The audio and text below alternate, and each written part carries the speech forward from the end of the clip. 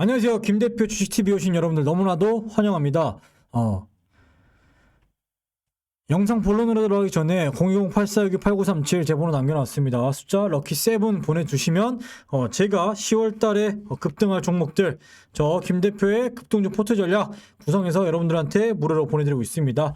숫자 7만 이렇게 적어서 문자 남겨주시면 되니까 많이들 참여하셔서 1000억, 2000억짜리 테마주가 아닌 CIS나 삼성 엔지니어링 이렇게 넥스사이언스처럼 좋은 종목들로 수익 보고 싶다 하시는 분들은 문자 숫자 럭키7 보내주시면 됩니다. 첫 번째로 여러분들한테 좀 말씀드릴 저 부분들은요, 아무래도 공통적인 부분들이긴 하지만 우리가 지금 이 헝다 그룹에 대한 이슈가 글로벌 이슈에 대한 이런 부분들이 분명히 있기 때문에 사실상 이 중국 그룹, 이 헝다 그룹 하나만 조금 위험하다라고 하면은 뭐 지금은 계속해서 언론에서 괜찮다라고 얘기를 하고 있고, 채권 이자에 대한 납비도 23일날 납입할 것이다, 이런 부분들이 있는데, 사실 이게 아니라 팩트를 여러분들한테 좀 전달해 드리고 싶어서 좀 공통적으로 좀 말씀을 드리고자 좀 영상을 촬영을 시작을 합니다. 근데 이제 헝다가 왜 위험하냐면요, 헝다 자체가 위험한 것이 아니라 헝다한테 돈을 빌려준 금융기관의 이 부실화가 굉장히 위험한 거죠.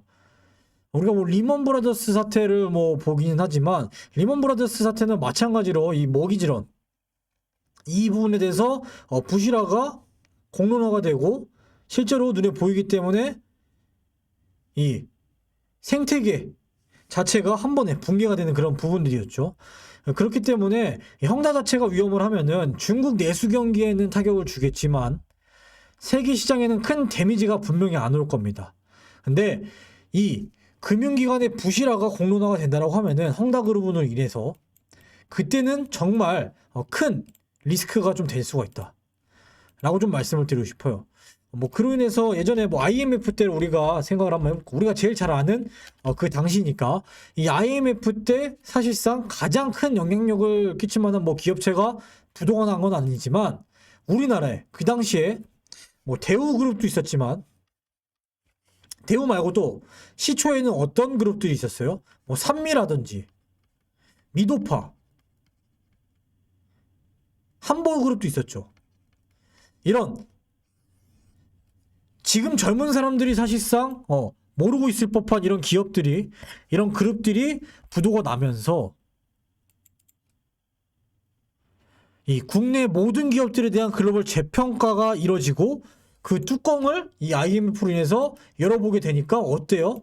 이 100%의 기업 중에서 70%가 지금 부실하다. 실제로 100% 기업 중에서 70%가 부실화가 됐다라고 얘기를 하니까 이 IMF 사태가 실천화가 된 그런 부분들이고, 그 리스크가 반영이 된 부분들이고, 근데 지금 중국 기업들이 모두 다 그런 상태다라고 얘기를 하고 싶은 거예요. 헝다가 무너진다고 해서 이 헝다만 무너지는 게 아니라, 제가 비염이라서 죄송해요, 중국 기업 전반에 걸쳐서 이 모든 부실화가 드러난다는 게 사실 굉장히 무서운 겁니다. 근데 여기서 더 무서운 게, 사실상 이 중국의 모든 부채 관리가 자체가 이 중국 정부에서 하고 있는데, 이 중국 정부가 나서서 헝다를 돕지 않는다라고 하는 것은 아무래도 기업체는 무너져도 이 중국 자체의 체제는 강화하겠다라는 그런 부분들이 정말 무서운 거예요. 이 사회주의 사상을 고취시키고 자본주의에 벗어나서 이 중동, 뭐 중앙아시아, 러시아 이런 나라들과 분리를 해서 과거로 돌아가겠다라는 그런 부분들이 분명히 있기 때문에 그것이 가장 좀 무섭다라고 좀 생각을 할 수가 있을 것 같고, 하지만 일단은 글로벌 이 증시 자체가 뭐 이제 FOMC를 좀 지켜보고 있고, 그에 따라서 뭐 테이퍼링이라든지 이런 이슈들이 지금 남아 있죠. 그렇기 때문에 우리가 이 시장을 선제적으로 쫄 것은 없다라고 좀 말씀드리고 싶은데, 23일은 일단 하락을 시작할 것이다라는 것이 많은 전문가들의 컨센서스입니다. 근데 이것은 무조건 맞습니다. 이제 글로벌 이 위기가 나왔을 때 사실상 이 헝다 같은 경우에는 이미 우리가 어느 정도 리스크가 반영이 되었기 때문에 진짜 공포로는 반영이 되지 않을 것이다 하지만 그 진짜 그 뒤에 공포를 여러분들한테 말씀을 드렸던 거고, 여기에 대한 부분들을 우리의 시장을 보면서 계속해서 판단을 해 나가야 되는 그런 부분들이다 라고 말씀드리고 싶어서 여러분들한테 한 번 더 이 리스크를 상기시켜 드리는 거고, 오늘 여러분들한테 본론으로 종목적인 부분을 말씀드렸을 때는 HLB에 대해서 좀 말씀을 드리고 싶습니다. 이 HLB 같은 경우에는 뭐 베트남 이슈가 지금 하나가 있기는 한데, 사실상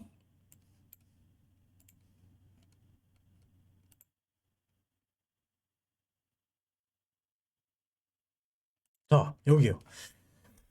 뭐 농업경제신문에서 이렇게 이슈가 나왔어요. 현재 뭐 나노젠 나노코박스 백신이 긴급 승인 마지막 단계인 거 뭐 오케이 알고 있습니다. 근데 자문위원회에서 승인 거부 가능성이 열려.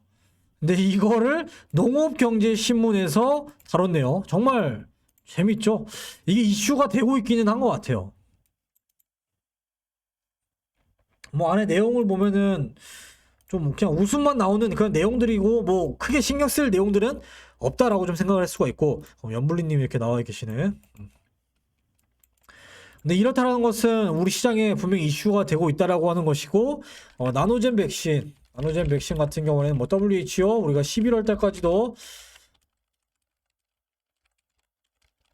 좀 열어두자라고 좀 말씀을 드리고 싶고, 뭐 이제 베트남 이 WHO 같은 경우는 여러 백신들이 이미 허용이 되고 승인이 되는 그런 부분들이 있기 때문에 이미 한번 해본 놈이 구간이 명관이다라고 해서 이런 부분들을 우리가 차분하게 그냥 일일비하지 말고 지켜보는 것이 맞다라고 좀 말씀을 드리고 싶고, 가장 여러분들이 좀 주목을 해봐야 되는 그런 부분들 좀 된 기사이기는 합니다. 9월 8일날 기사이기는 하지만 이 노바백스 백신에 대한 이슈들이 우리가 한 번 더 살펴봐야 돼요. 이분 같은 경우에는 이제 이뮤노미 테라퓨틱스 창업자이자 대표 윌리엄 헐 박사예요. 윌리엄 헐 박사. 근데 우리가 이뮤노미 테라퓨틱스 같은 경우에는 다들 아시죠? HAB의 자회사다라는 거. 자, 이뮤노미 테라퓨틱스에서 지금 현재 나노젠 백신이 아니라 나노젠 백신이 아니죠. 노바백스 백신에 대한 긍정적인 시그널들을 보여주고 있다. 이 말은 뭐예요? 같은 이 단백질 아형 백신으로서 노바백스 백신을 일단 길고 끝까지 갈 수 있는, 그러니까 차세대 이 퍼스트 무버였던 메시너 리보엑산 백신은 단지 퍼스트 무버 차세대 백신일 뿐이었다. 하지만 길고 끝까지 갈 거는 안정적이고 보관이 용이한 이런 단백질 아형의 노바백스 백신을 푸시를 하고 있는 모습들이에요. 어디서? 이뮤노미 테라퓨틱스에서. 그렇다는 것은 나노젠 백신에 대한 부분들도 계속해서 이슈화하면서 슬슬 이제 우리가 공론화하기 전에 밑반을 좀 다지는 그런 부분들이다라고 생각을 했으면 좋겠고, 이런 나노젠 백신에 대해서 계속해서 말씀을 드려서 뭐예요? 이 리보세라닉 같은 경우에는 지금 엘레바에서도 이 자회사 이 CMC 분야의 이 책임자를 최근에 선임하면서, 이 CMC가 뭐냐면은 이 FDA의 모든 이 공정 자체가 승인이 돼야 되니까 뭐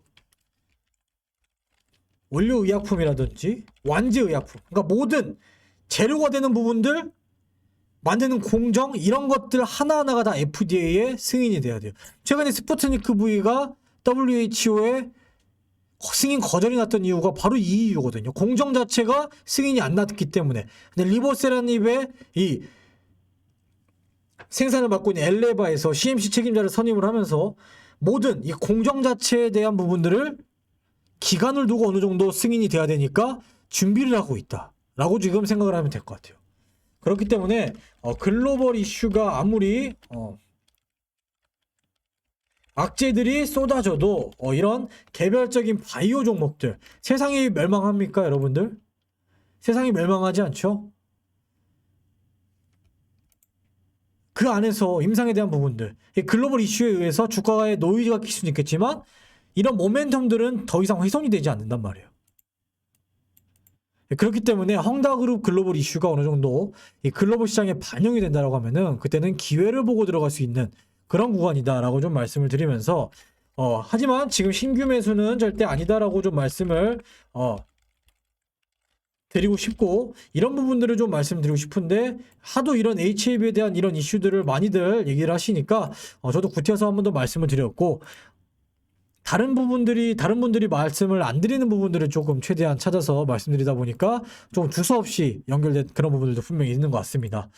그렇기 때문에 이 시장에 헝다그룹에 대한 이슈가 분명히 있다라고 해서 시장이 리스크가 크지 않을 거다라고 얘기를 한다고 한들, HAB 같은 경우는 이렇게 고점 부근에서 이렇게 지금 현재 이 안에서 강보합을 이어나가고 있기 때문에 긴장을 해야 돼요. 긴장을 해야 되는 구간이고, HAB 생명과학도 마찬가지로 이런 고점 부근에 지금 주가가 형성이 되어 있기 때문에, 지금 미래로 봤을 때, 미래로 우리가 넘어가서 과거로 봤을 때, 야 여기 고점 아니었어, 눌림목이었어 라고 얘기는 할 수 있겠지만, 지금 우리가 그런 미래에 있는 건 아니잖아요.